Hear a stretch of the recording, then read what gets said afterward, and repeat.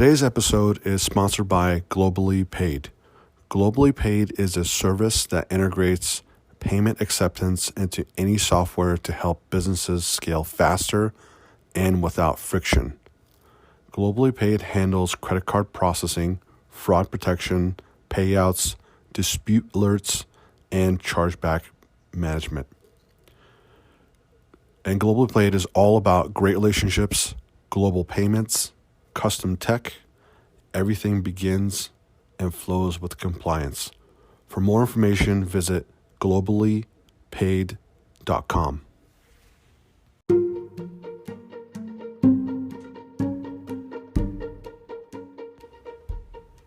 Hello, I'm Tony, and welcome to the Tony Shap Show.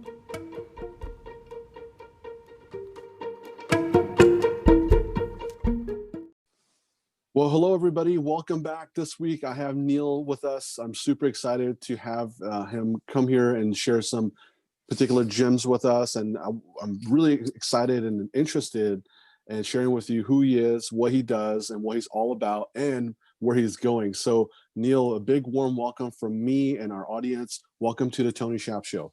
Thank you, Tony. I'm happy to be here. So, as you said, I'm Neil Tyra. I am by day an estate planning attorney in Maryland, trusts, wills, and the like, which gets a lot of business these days in the pandemic because people are always concerned about that. But by night, my superhero character is I have a podcast myself called The Law Entrepreneur. And it addresses the question, what they didn't teach us about running a law practice in law school. So we have a lot of entrepreneurs on the show and gadget folks, people who have a product or service to sell to attorneys. And I help young attorneys who are starting out in a solo practice or transitioning to a solo practice. I help them build their businesses. Beautiful. And tell us your one word open. I always have this famous question I ask, one word open. So what is a one word open that you could say right now to describe how you're feeling this exact moment, Neil? At this moment, the one word would be excited. Awesome. Love it. All right, let's go into your wins. Tell our audience about a recent win that you had that you've personally experienced and what you learned from it at a high level. That would be great. Yeah, well, a recent when I circled back to a previous guest that I had on the podcast, and he's an author. His name is David Barkus, and he wrote a book called Friend of a Friend, and he's now written 2 more books. But for this podcast, I would have never been able to approach an author of his stature to interview and to extract whatever value and information we could. And so going back, what I've since learned is he's a huge fan of the podcast, even still having been on it over a year and a half ago, and wants to come back on. So it's a big win for me to reconnect with a really celebrated author, David Burkus. Really, if you haven't read that book, Friend of a Friend, it's about the science behind networking.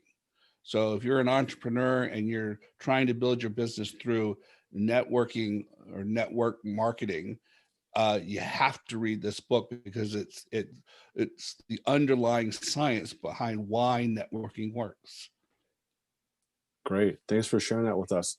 Let's talk about the complete other side of that. What's a recent failure that you've experienced and what you learned from it? Well, it's not so much a failure. It's a result of a decision that I made that, in hindsight, is kind of challenging. When I started my estate planning practice, now this dovetails with the podcast. When I started my estate planning practice, I purposely targeted my clients to be those who are middle class or lower middle class, simpler estates, ones that we could generate more easily, which was great pre-pandemic. After the pandemic, those are the folks that are really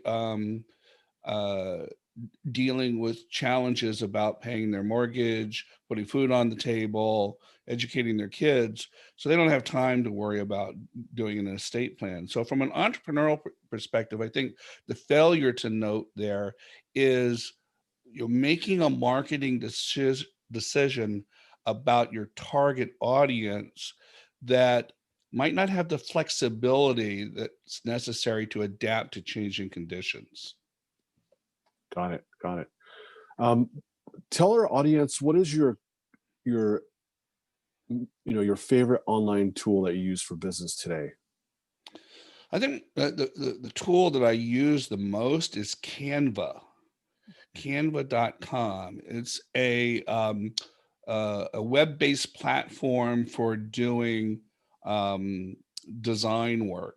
Now I'm a techie by heart. I mean, I was a tech nerd before I became an attorney. So doing my own graphics is something that I like to do. So graphics for the podcast, graphics for the law firm, PDFs, Facebook screen posts, all of that I do in Canva. It's a free online tool. It's very robust. It's easy to learn. It has a lot of intelligence built into it. So it does a lot of things for you that you would have otherwise had to have managed on your own if you had a standalone application.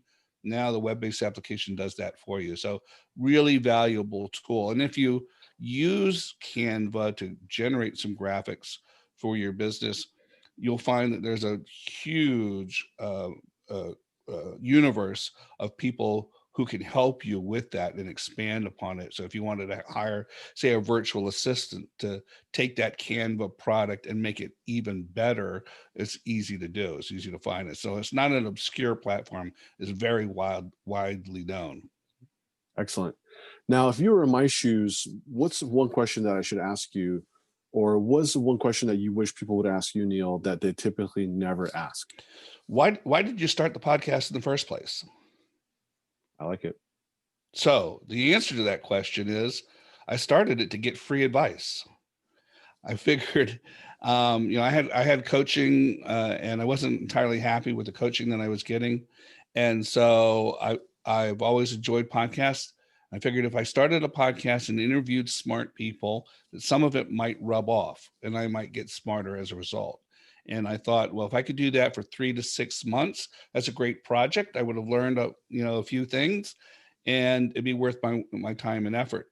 What I didn't realize is that there was a huge market for exactly the question I was asking. And we're now almost 5 years later, 260 some odd episodes, weekly episodes, and still going strong, still growing. So I started it to get free advice, and it's grown into its own, entity. That's really wonderful. And sadly, as we're coming to an end here, let our listeners know how we could get a hold of you, how they could follow up with you, or how they could get in touch with you, and in case they have any questions about this conversation, or how they can find your podcast, all that good stuff. Great. Well, you can find the podcast anywhere you get your podcast, Apple Podcasts, Spotify. We're on all the different platforms. Just search for The Law Entrepreneur. Now, the hardest part there is learning how to spell entrepreneur, but I'm assuming that your audience will be able to overcome that. So search on Law Entrepreneur.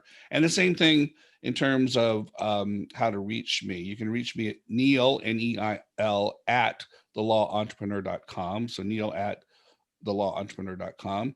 That's also the name of our website, thelawentrepreneur.com. So you can listen to our podcast there and check out some other resources that we have. And I'm on Twitter and Facebook and Instagram and all those things. So just search for The Law Entrepreneur. Perfect. And then the last famous question, what's the one word close as we're wrapping it up? Faith. Perfect.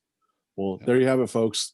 Neil, thank you very much again for your time. Thanks for being a guest on our podcast, and you've given some great value about what you're all about and how you got started and what your podcast is all about. So I'm super excited for people to reach out to you and to find out more about what you do. And there's a lot of people that you could help. So once again, thanks again for being a guest, and until next time. My pleasure, Tony. Thanks for having me. Thank you. Take care.